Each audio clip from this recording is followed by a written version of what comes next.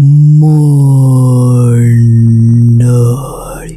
तुमचं पुन्हा एकदा मालवणी बोको या यूट्यूब चॅनलवर स्वागत असा। आज आपण आमराईत इलेलो एक भयंकर अनुभव बघणार आसो। ह्यो जो अनुभव असा तो राजेश मोरे यांका इलो होतो। पण त्याआधी जर तुम्ही या यूट्यूब चॅनलवर पहिल्यांदाच इला असाल तर या चॅनल सबस्क्राईब करूक मात्र विसरा नको।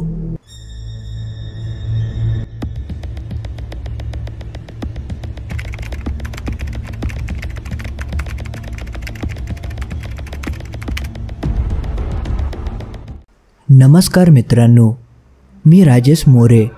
मी जेव्हा 10वीची परीक्षा दिलय तेव्हाचीच ही गोष्ट असा। तेव्हा माझी नुकतीच 10वीची परीक्षा संपली होती। अभ्यास करून करून खूप कंटाळू इलो होतो, पण आता मात्र मी पूर्णपणे सुटलो होतोय। आता पुढचं एखादो महिनो तरी मस्तपैकी खेळायचा होता। माझ्या वडिलांची खूप मोठी आंब्याची बाग होती आणि त्या बागेतच मी आणि माझे मित्र क्रिकेट खेळायला यायचो। तरी तेव्हा आमची 100-1 तरी कलमा होती, त्यामुळे त्या आमराईत खेळा खूप मजा यायची। मी आणि माझे मित्र खूप धमाल करायचो आणि कच्चे आंबे कापून मस्तपैकी मीठ मसाला लावून खायचो। आणि माझे वडीलसुद्धा आमका काय ओरडत नाही होते। आणि जेव्हा आमची 10वीची परीक्षा संपली तेव्हा आंब्याचं सीझन होतो, त्यामुळे सगळे गडबडीत असायचे। एवढ्या सगळ्या कलमांवरचे आंबे काढून पेटीत वगैरे बांधूचा खूप काम असायचा। आणि हा काम माझे वडील आणि माझा मोठा भाऊ हे दोघे मिळून करायचे। सकाळी सकाळी मी माझ्या वडिलांसोबत आणि दादासोबत आमराईत जायचंय। ते दोघोले कामाक लागायचे आणि मी मात्र माझ्या मित्रांसोबत मस्तपैकी धमाल करायचंय। आणि जसे माझे वडील आणि दादा कलमावरचे आंबे काढायचो तसे मी आणि माझे मित्र ते आंबे पिशवीत भरून आमच्या आमराईतल्या मांगरात घेऊन यायचो। आणि त्यामुळेच आमचे वडील आमका हवे तेवढे आंबे खाऊक द्यायचे। आणि जेव्हा आंब्याचं सीझन जवळ यायचो तेव्हा माझे वडील अजूनही काही माणसं बोलवायचे। ती जी माणसं असायची ती सकाळी आणि दुपारच्या इरडीत काम करायची आणि संध्याकाळी परत आपल्या घराकडे जायची। पण तुमका तर माहिती असा की एवढी मोठी आमराई म्हटली की त्याची देखभाली इलीच। सकाळी काय सगळेजण आमराईतच असायचे, पण रात्री मात्र कोणाक तरी रखवाली करूक थांबूचा लागायचा।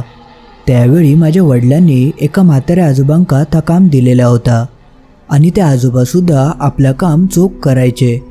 ते संपूर्ण रात्र आमराईतच काढायचे। जोपर्यंत आजोबा आमराईची रात्रभर देखभाल करायचे तोपर्यंत कधीच आमच्या आमराईसून एकसुद्धा आंबो चोरीक गेलो नाही होतो। असे ते डोळ्यात तेल घालून राखण करत होते। त्यामुळे ते आजोबा असापर्यंत माझ्या वडिलांका कसलीच चिंता नाही होती। सगळा काही ठीक चालला होता। पण त्यांचंसुद्धा वय वाढत होता आणि कधी ना कधी ते या जग सोडून जाणार होते।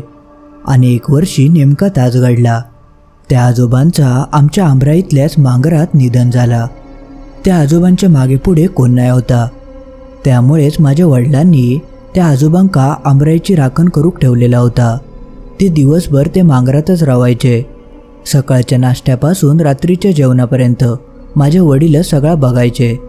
म्हणजे थोडक्यात सांगूचा तर ते आजोबा आमच्या घरातलोच एक भाग होते आणि त्यांचंसुद्धा माझ्या वडिलांवर खूप जीव होतो। जरी माझे वडील त्यांचे मालक असले तरी मालक आणि नोकर असला काही नाता त्यांच्यात नाही होता।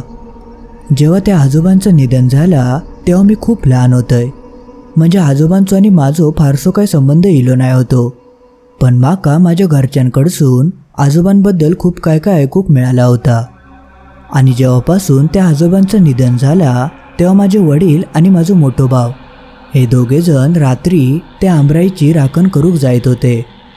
आमची जी आमराई होती ती आमच्या गावापासून जरा बाहेर होती, त्यामुळे आजूबाजूक जागमाग गावत नाही होती।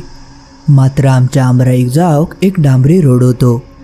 आमराई गावापासून बाहेर असल्यामुळे चोरांचा खूप फावायचा। कधी एखादो दिवस माझे वडील किंवा दादा आमराईत गेलो नाही तर त्या दिवशी अधरून चोरी व्हायची। आणि जेव्हा ते आमराईत राखण करूक जायचे तेव्हा मात्र कोणाचीच आंबे चोरूची हिंमत होत नाही होती, त्यामुळे राखण करूक जावचाच लागायचा। आणि जसं जसं सीझन यायचो त्या दिवसात तर राखणी करूचीत लागायची, कारण त्या काळात कलमांवर खूप आंबे असायचे। आणि जर चुकान एखादो दिवस थंय राखण करूक जावक नाही गावला तर चोर मात्र आपले हात साफ करून घ्यायचे, मग खूप मोठा नुकसान व्हायचा. त्यामुळे राखण ही करूचीत लागायची.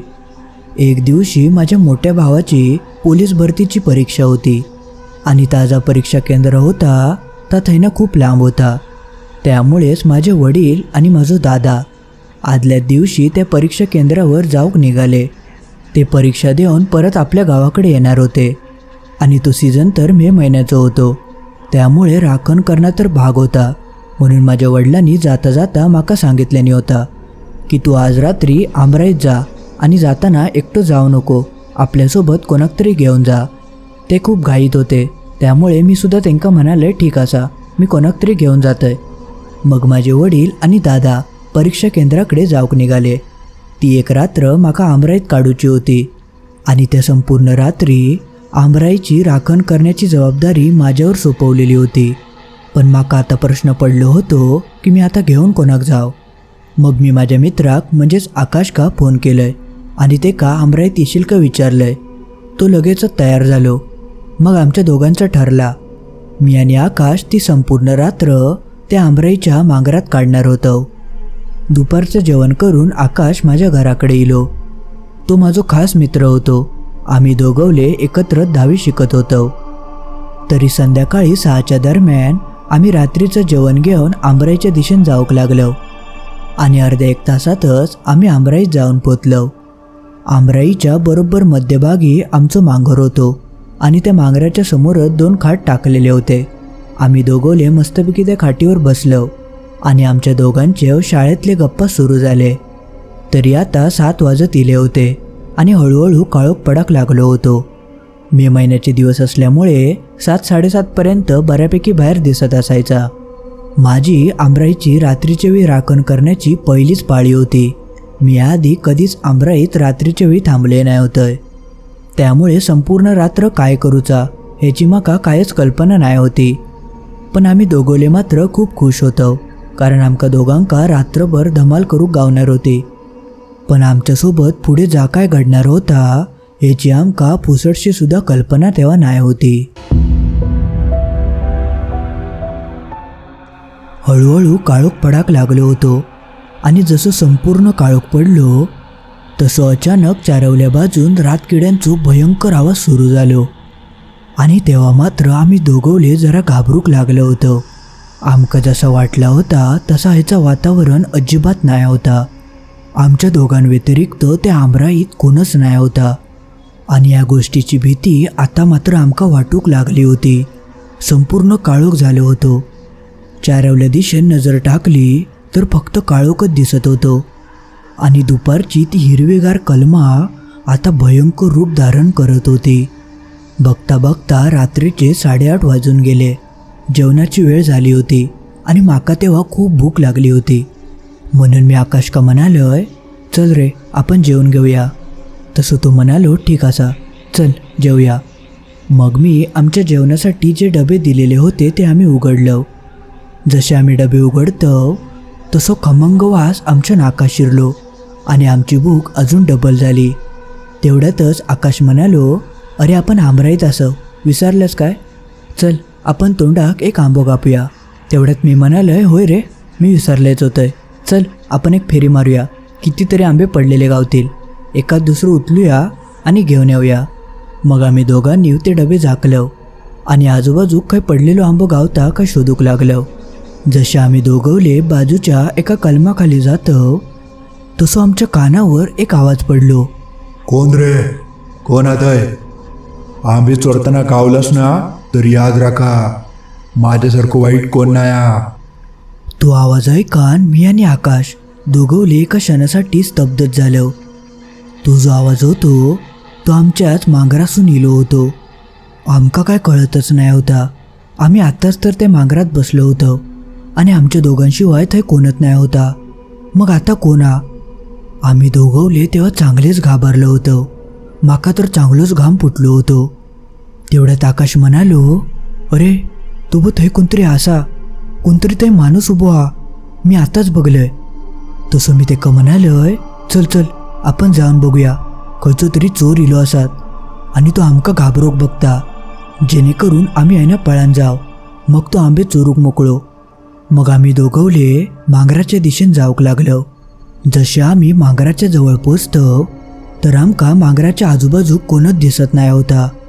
तेवढ्यात आमका परत एक आवाज इलो. काय रे, तुमका एकदा सांगितलेलं समजत नाही? मी इथे दिल्याचं तंगडी तोडून ठेन, त्याच्या आधी आहे ना पळान जावा. आता मात्र आमच्या दोघांच्या पायाखालची जमीन सराकली होती, कारण तो जो आवाज होतो तो त्या मांगराच्या आतसूनच येत होतो. म्हणजे जो कोण माणूस होतो तो त्या मांगराच्या आतमध्ये होतो. माका तेव्हा काय करूचा आता काय सुधरत नाही होता. तसं आकाश म्हणालो, चल आपण आतमध्ये बघूया, कोण आता आपल्या कळतला. आपल्या गावातलंच कोणतरी असतलो, बंकस वगैरे करत असत. चल. मग आम्ही दोघोले घाबरत घाबरत मांगराच्या आतमध्ये जाऊक लागलो. त्या मांगराक एकच दरवाजा होतो आणि तो तर आमच्या नजरेच्या बरोबर समोर होतो. आणि जो कोण माणूस आतमध्ये असत तेका बाहेर येण्याचो तो एकच मार्ग होतो. आम्ही दोघवले एकमेकाचे हात पकडून मांगराच्या आतमध्ये ढोकावक लागलो. पण जसे आम्ही आतमध्ये बघतो तर आतमध्ये कोणच नाही होता. संपूर्ण मांगर रिकामी होतो. तेव्हा आमका दोघांका चांगलो धक्को बसलो, कारण आम्ही स्पष्ट आवाज ऐकलं होतं जो त्या मांगराच्या आतसून इलो होतो. या सगळा नेमका काय घडत होता तास काय आमका समजत नाही होता, पण आमका आवाज तर इलो होतो. म्हणून आम्ही दोघांनी संपूर्ण आमराई शोधून काढलं, पण आमका आमराईत काय कोण गावला नाही. पण हा कोणतरी आजूबाजूक फिरता याची जाणीव मात्र आमका झाली होती. पण जा काय होता तर आमका डोळ्यांनी दिसत नाही होता, एवढंच फरक होतो. मग आम्ही दोघवले परत मांगरावर येलो आणि समोरच्या खॉटवर बसलो. आमच्यासमोर जेवणाचे डबे ठेवलेले होते. ह्या सगळ्या प्रकारात एखादो तास आमचो गेलो होतो. मग मी म्हणालोय, त्या सगळा जाऊ दे, आता खूप वेळ झालो, जेवण घेऊया. असा म्हणान आम्ही डबे परत उघडूक लागलो. तेवढ्यातच आमच्या बाजूसून कोणतरी जोरात धावत आमराईत पळान गेलो. तेव्हा मात्र आमच्या दोघांच्या अंगावर काटो चिलो, कारण ह्या वेळेत तर यो भास नाही होतो.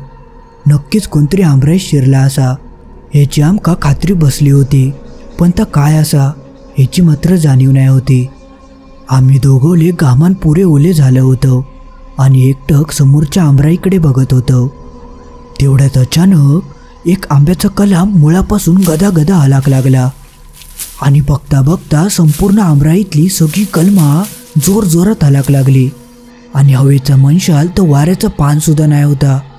आम्ही दोघवले घामान भिजलं होतं, कारण समोरची कलमा एवढ्या मोठ्यानं हलत होती की असा होणं तर शक्यच नाही होता. आणि या खैच्याच माणसाचा काम नाही होता, कारण एक माणूस एवढी कलमा हलवणं शक्यच नाही. आम्ही दोघवले तेव्हा समजलं की नक्कीच काहीतरी विचित्र आणि भयंकर प्रकार दिसता. ती कलमा आता जोरजोरातच हलाक लागली होती आणि त्यांच्या पाण्याचा आवाज बघता बघता वाढतच चाललो होतो. तो सगळं प्रकार बघून आमच्या दोघांचो जीव जाऊचो बाकी राहिलो होतो. आम्ही दोघवले चांगले थंडगार पडलो होतो. वातावरणात सुद्धा कमालीचो गारवा वाढलो होतो. ते मे महिन्याचे दिवस होते आणि या वातावरण त्यावेळी अपेक्षित नाही होता. मी तर माझ्या वाचण्याची आशा सोडून दिलं होतं. मी सगळा काही देवावर सोडलं होतं, कारण माका थोडीसुद्धा कल्पना नाही होती की आमराईत आमच्यासोबत असा पण काय घडूक शकता. पण आमच्यासोबत पुढे जा काय घडणार होता त्या ह्याच्या पुढे कायच नाही होता असा मनाक काय हरकत नाही. आतापर्यंत आमका नुसतं जाणवत होता, आमका काय दिसत नाही होता. पण बघता बघता समोरच्या आमराईसून एक म्हातारू वयस्कर माणूस बाहेर येताना दिसलो. आणि ते का माणूस म्हणणं खूप चुकीचा होता, कारण तो माणूस नाहीच होतो, ता एक भूत होता. कारण तो जो माणूस होतो तो संपूर्ण प्रकाशित झालो होतो आणि त्या अंधारात तो स्पष्ट दिसत होतो. मी माझ्या संपूर्ण जीवनात भूत किंवा आत्मा ह्या काय असता त्या मी आता स्वतःच्या डोळ्यांनी बघत होतोय. आणि ताजा काय होता त्या आमच्या दोघांच्या दिशेने येत होता. आकाश काका त्या दृश्य बघावला नाही. तो मोठमोठ्यानं ओरडाक लागलो, वाचवा वाचवा. पण त्यावेळी हा सगळा व्यर्थ होता, कारण आमच्या आजूबाजू कोणच ना तर शक्यच नाही होता. आमका त्यावेळी कोण वाचवी त्याची कल्पना करणंसुद्धा खूप चुकीचा होता ह्याची तेव्हा माका जाणीव झाली.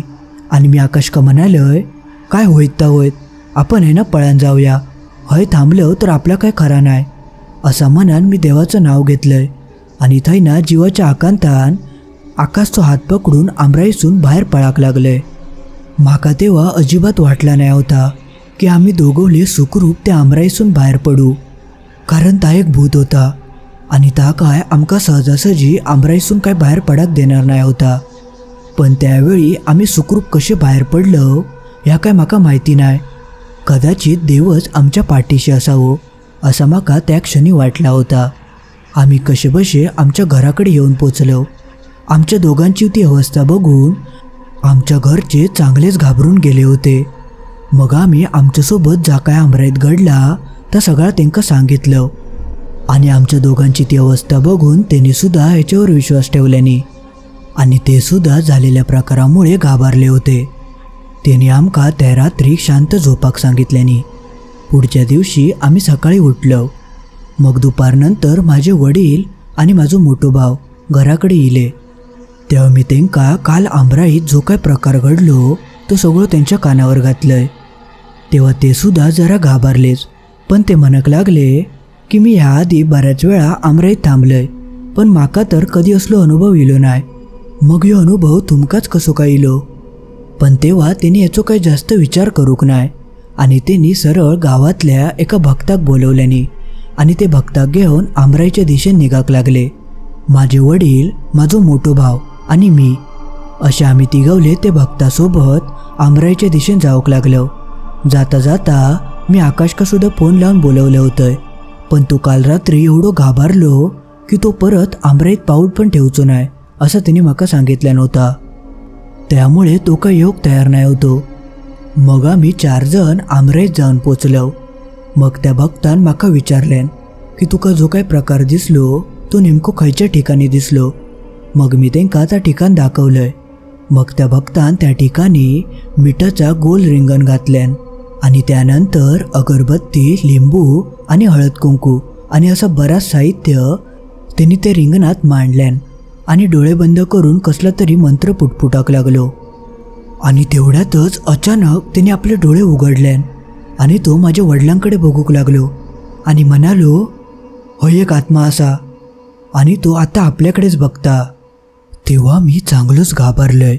आता पुढे काय होतला याची माका उत्सुकता सुद्धा लागली होती.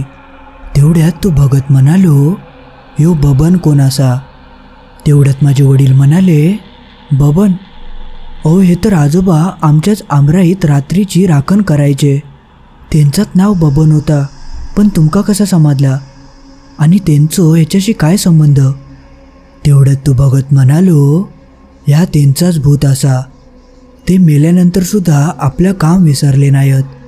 ते अजूनही आपलं काम करतात. ते अजूनही आमराईची राखण करतात. त्यांची ती वाक्य ऐकान माझे वडील आणि माझो भाव चांगलेच घाबरले. त्यांका तर या सगळ्यावर विश्वासच बसत नाही होतो. असा होणं कसा शक्य असा. पण जा काय होता तर आमच्या डोळ्यासमोर घडत होता. मग माझे वडील भगताक म्हणाले, मग आता काय करूचा लागात. त्यांका याच्यासून मुक्त कसा करता येत. तसा त्या भक्तान आपल्या समोरचा लिंबू उभा कापल्यान आणि हळद कुंकू त्याच्यावर वाहून ताजा लिंबू होता तर समोरच्या आमराईत भिरकवल्यान आणि मोठ्यान म्हणालो, बबन तुमची काय इच्छा असा तर आमका सांगा. आम्ही तुमका हसून मुक्त करूक तुमची मदत करू. पण समोरसून काहीच प्रतिसाद येत नाही होतो. पण तेवढ्यातच अचानक भक्तान जा लिंबू कापून पुढे फेकलेला होता तर आपणच थैना कोणतरी फेकल्यान आणि ताजा लिंबू होता तर बरोबर भक्तान आखलेल्या रिंगणात येऊन थांबला.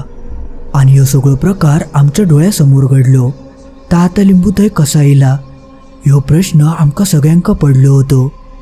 तेवढ्यात तो भगत म्हणालो, ते हे आमराई सोडून खयच जावचे नाही. त्यांचो आत्मा या आमराईतच अडकलो असा आणि जोपर्यंत देव त्यांका स्वतःहून बोलवत नाही तोपर्यंत ते या आमराईचा रक्षणच करतले आणि त्यांका तुमच्याकडून कायच नको असा. फक्त न चुकता त्यांची आठवण म्हणून एक पान, विडो आणि तंबाखूची एक पुडी ठेवा. त्यातच ते खूप आनंदी असत आणि त्यांचो तुमका कसलो त्रास होवचो नाही. त्यांका ह्यो तुमचो मुलगो असा याची जाणीव नाही होती.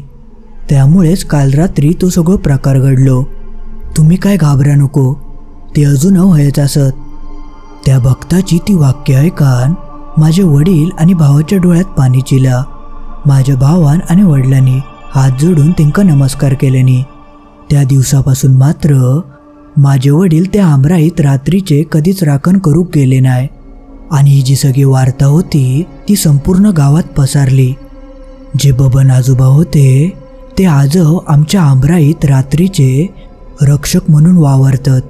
त्यामुळे खयच्याच चोराची रात्रीच्या वेळी त्या आमराईत घुसाची हिंमत सुद्धा होत नाही. आणि माका अजून वाटवता माझे वडील न चुकता अमावस्येच्या रात्री आमराईत विड्याचं पान आणि तंबाखूची पुडी ठेवतात आणि ती पुढच्या सकाळी त्या ठिकाणी नसता. ह्या गोष्टीचा अजून माका नवल वाटता. पण ह्या गोष्टीवरनं मात्र माका एक समजला की सगळीच भूता ही वाईट नसतात. पण तरीसुद्धा त्यानंतर मी कधीच रात्रीच्या वेळी आमराईत गेलोय नाही.